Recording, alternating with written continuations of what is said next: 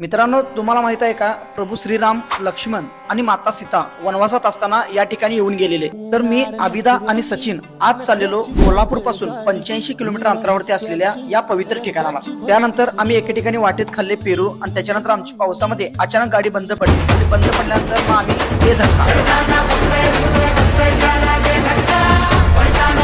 असे करत आम्ही पोहोचलो गर्द हिरवळीतून वाट काढत आजरा येथील रामतीर्थ जवळ. सुरुवातीलाच येथील नदीचे रौद्र रूप पाहूनच अंगावरती शहारे येत होते. या हिरण्यकेशी नदीच्या काठी असलेल्या या मंदिराचा इतिहास आपल्याला असा सांगतो. प्रभू श्रीराम, सीतामाता आणि लक्ष्मण वनवासात असताना या ठिकाणी वास्तव्यास होते. नदीच्या किनाऱ्यावरती असलेल्या या मंदिरात पाण्याच्या लाटा या स्पष्ट ऐकू येत होत्या.